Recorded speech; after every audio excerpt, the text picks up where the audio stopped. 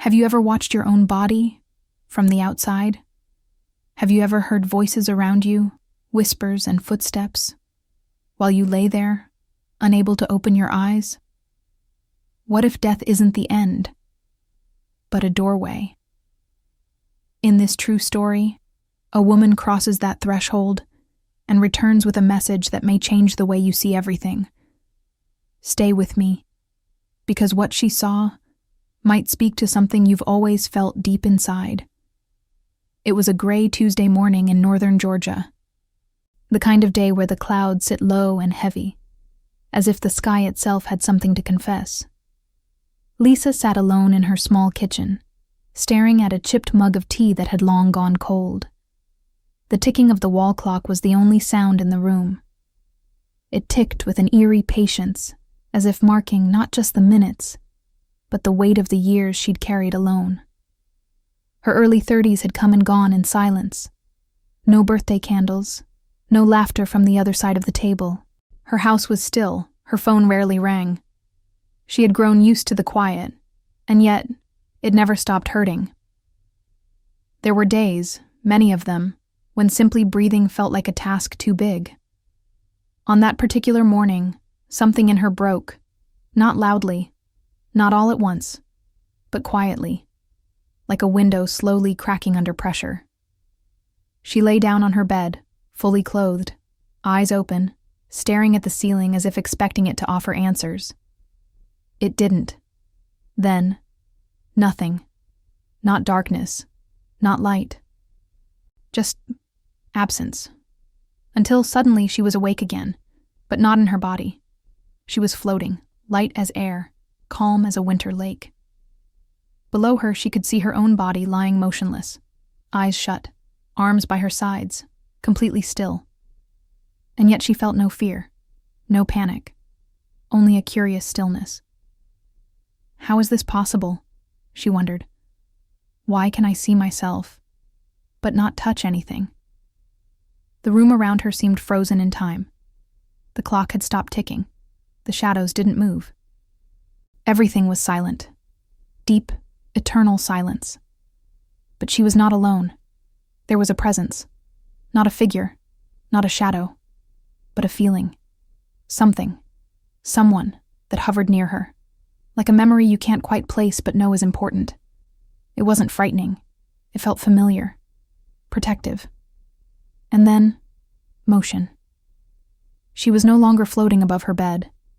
She was being pulled, gently but firmly, outward, upward, away. Not flying, not walking. It was as if her soul was being guided by an invisible current through layers of space and sensation. All around her, darkness began to shimmer and change. Shapes unfolded, like petals opening in slow motion. Stars, galaxies, colors she had no names for. She wasn't afraid. She wasn't lost. She was awakening. And then, the light. Not the blinding light of an overhead lamp or the sun, but something deeper, warmer. A golden glow that didn't shine on her, but through her. She felt it wrap around her like a soft blanket on a cold night, and for the first time in years, she felt held.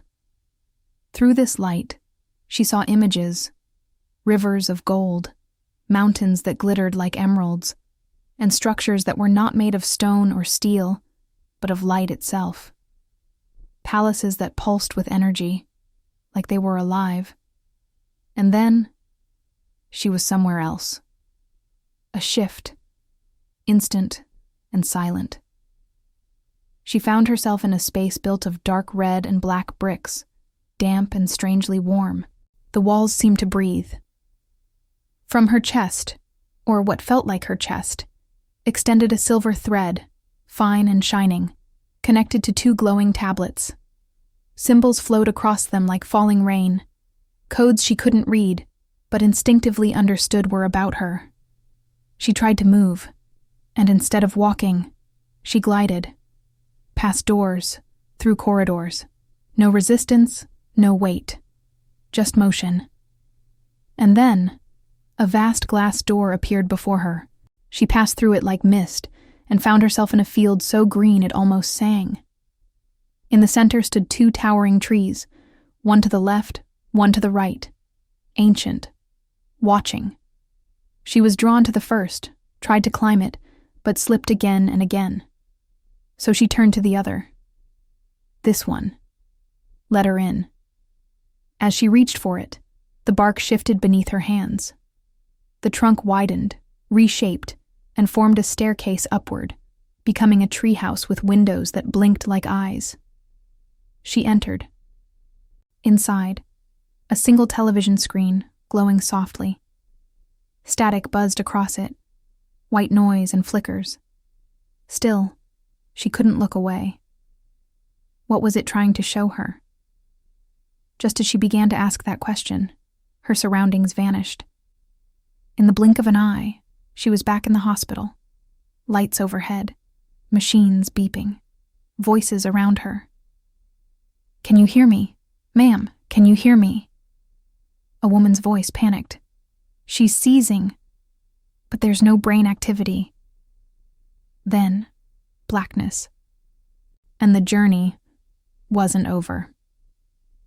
If you feel there's more to life than what we see, subscribe and comment your city below with amen for a prayer in your name. Lisa was no longer in the hospital. She didn't know where she was, but she could feel it instantly. This place was not of this world. It was as if she had crossed into a realm where time was no longer linear, and space no longer obeyed earthly rules. The air was thick with presence. Every breath felt sacred. Every silence intentional. She floated gently through a corridor of living brick, deep red, glistening black, wet as if freshly rained upon. The walls pulsed, as if inhaling and exhaling around her, and she didn't walk. She simply moved, or rather, was moved by something unseen but deeply familiar. Her body, if she still had one, felt weightless. There was no heartbeat, no breath, and yet she had never felt so alive. From her chest, a luminous silver thread extended outward, still tethered to the 2 glowing tablets. The symbols shifted fluidly, changing shape as if responding to her thoughts. She couldn't read them, but she didn't need to. She understood.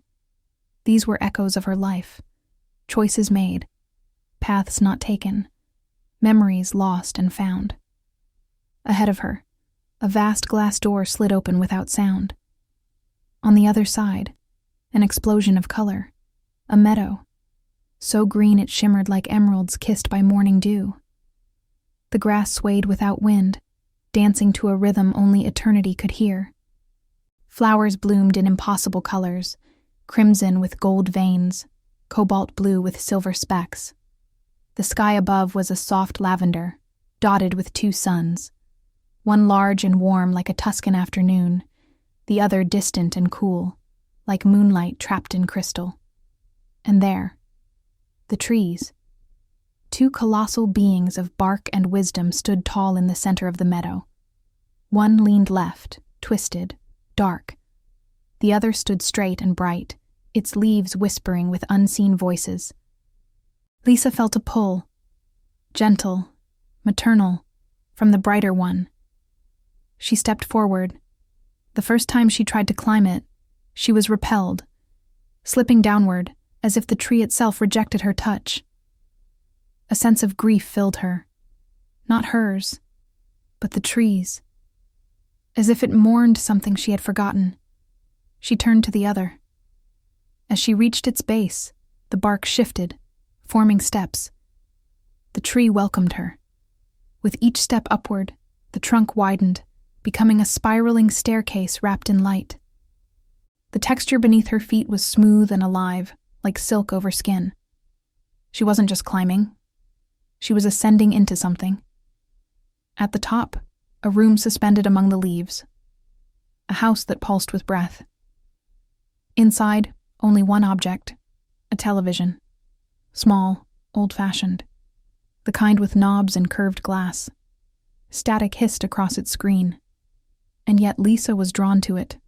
Something called her from within that gray, flickering chaos. She sat before it, and the static shifted. First, flashes. Faces, hands, rain, a window, a child's drawing, a hospital bed. Then, herself. Moments of her life, layered like translucent pages in a sacred book. She saw herself at 5, hiding under a blanket. At 16, staring out a window with tears she never let fall. At 29, sitting in the dark, wondering if anyone would ever say her name with love again. Then the screen changed. A newborn.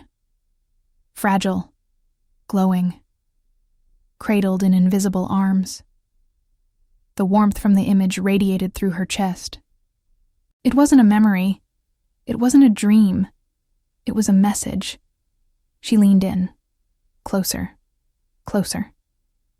Pause here and share in the comments. Have you ever felt a sacred presence during a difficult moment? Suddenly the screen fractured. The image melted into light, and Lisa was pulled through it. As if her soul had slipped between 2 panes of glass, she found herself once again floating, but this time surrounded by something ancient. Darkness, yes, but not cold. It was the darkness of beginnings, of the womb, of creation. Below her, the earth, blue, silent, breathing. She hovered above it like a mother over a sleeping child. Stars blinked around her like candle flames. And then, 3 crosses.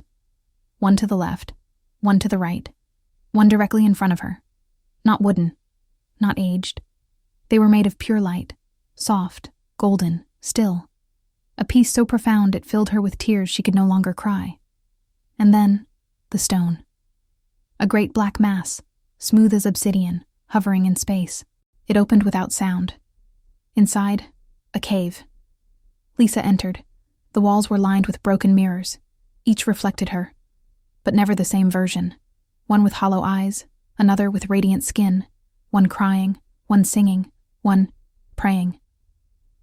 At the center of the floor, bones, skulls, ash, and curled among them, a serpent, made of fire, coiled, watching. She stepped closer. The serpent blinked and vanished. In its place, a dark figure, oozing like ink. From its center, a heartbeat, a flash, a vision. A hospital room, a nurse, a woman shouting, and then, the newborn again. Oh, ChatGPT dies.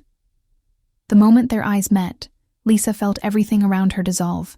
Time, form, identity.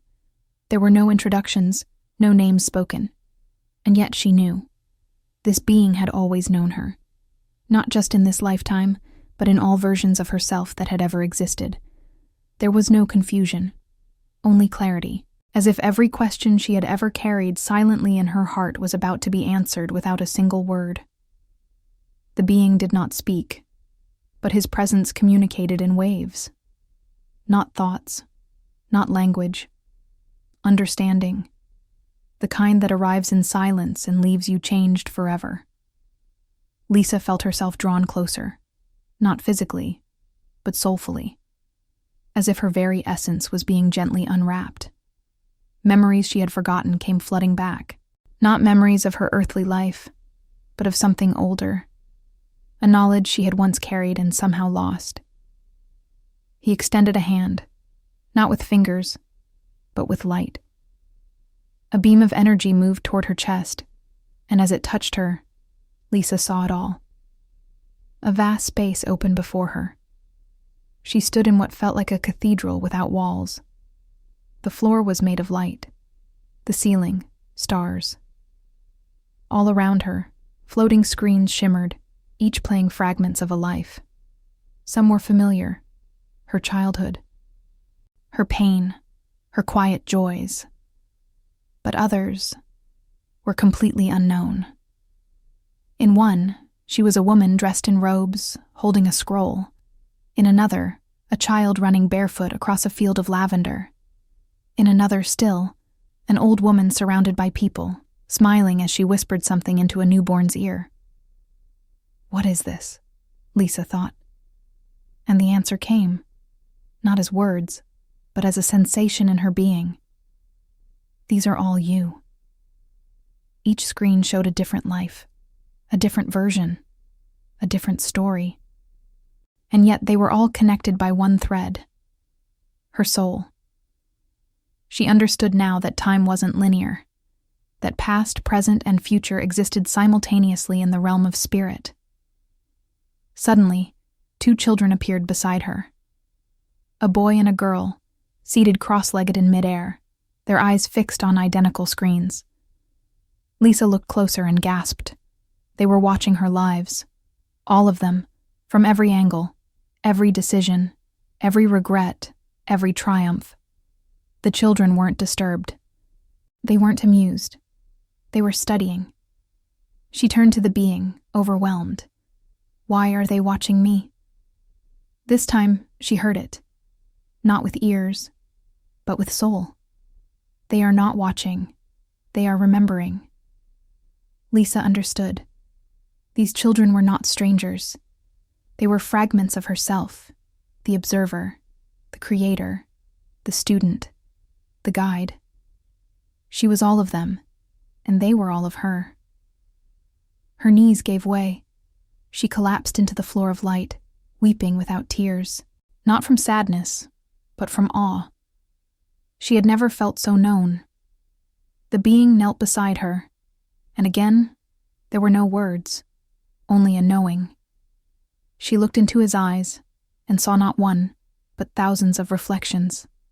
Every soul she had touched, every prayer she had whispered, every act of love she thought no one had seen. And then, the message. It came as a flame, not of fire, but of memory, igniting in her chest. You are a messenger. It wasn't a title. It was a recognition, a reminder. Lisa saw herself standing before crowds, not as a preacher, but as a witness, sharing stories, holding space for others to remember who they were.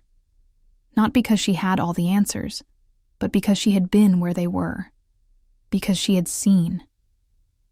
Her spirit trembled with the weight of it. But I'm not strong enough, she thought. I'm broken.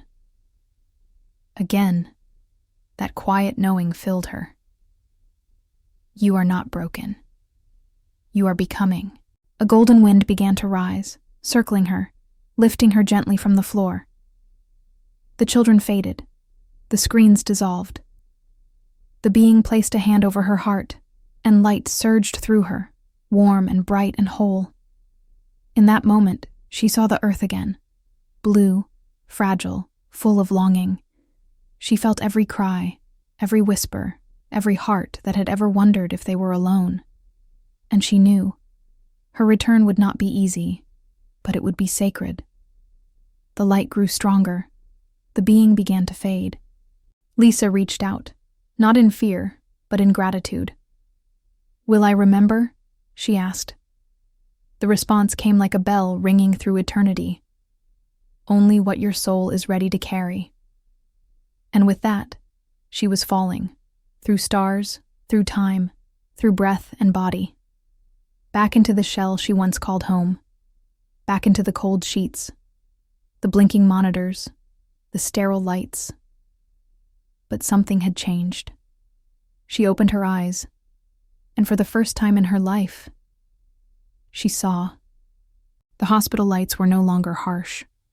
They glowed softly now, as if filtered through something unseen. Lisa blinked slowly, adjusting to the weight of her eyelids, to the sensation of being back inside a body. It felt strange, tight, limited, almost too small for everything she had just carried through the light. A nurse leaned over her, wide-eyed and speechless. She's awake, the woman whispered, not to Lisa, but to the room itself, as if afraid the moment might vanish if spoken too loudly. Lisa didn't speak. She couldn't. Not because she didn't have the strength, but because words suddenly felt primitive. How could she explain what had happened? How could she describe a place where time folds, where love has a shape, where light sings. She closed her eyes again, not to sleep, but to listen. There it was, the hum, a gentle, low frequency in her chest, vibrating like the memory of the being's hand. She was still connected, still remembering. The days that followed were a blur of beeping machines and cautious conversations. Doctors walked in and out, with disbelief painted across their faces. One even muttered under his breath, "It doesn't make sense." Her vitals were flat. But Lisa knew. It made perfect sense. She hadn't just come back to life. She had returned with a purpose. At first, she spoke little. Her voice was hoarse, her body weak. But inside, a fire had been lit. Quiet, steady, unshakable. In the silence of her recovery, she began writing. Not books, not sermons, just simple words, on scraps of paper, on napkins, in the margins of old magazines left in the hospital room. I am light. I am not broken. I was never alone. I have returned to remember. She didn't know why she wrote them, only that she had to. It was as if her soul, still trembling from the memory of eternity, needed a way to anchor itself here again. Nurses began to notice. They would find her notes folded under pillows, tucked behind framed photos, slipped beneath her plate. One nurse, a quiet man with tired eyes, stopped at her bedside one evening and said, "I don't know what happened to you, but when I'm near you, I feel peace." Lisa smiled. A tired smile, but real. As her body healed, something even more miraculous unfolded. Lab results began to shift. Her liver function improved. Her blood pressure stabilized. Scans showed a reduction in inflammation that had plagued her for years. The doctors couldn't explain it. But Lisa didn't need them to. She began walking again. First with help, then alone. Each step was like walking through water, slow but deliberate, sacred. She would pause often, hand on her chest, just to feel that silent hum inside her. It never left. Back home, things were different. Her small Georgia home, once cloaked in shadow and silence, began to fill with light. Not sunlight, but life. She opened the windows. She brought in plants. She played soft music, instrumental hymns and nature sounds that reminded her of what she had seen beyond. And people came. Friends she hadn't seen in years. Strangers who had heard something somehow. They didn't come with questions. They came to sit, to cry, to listen. Lisa didn't offer answers. She offered presence, a kind of stillness that felt like standing beside a sacred flame.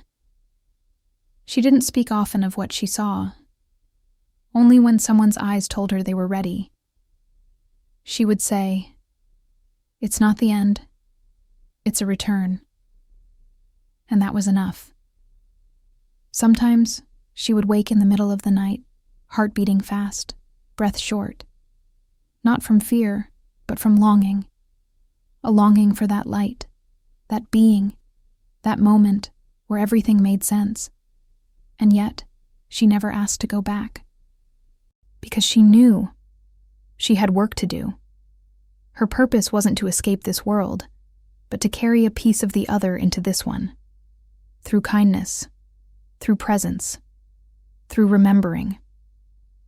In time, she found herself in front of small groups, church basements, community centers, living rooms, sharing not a doctrine, but a truth she carried in her chest like a candle protected from wind.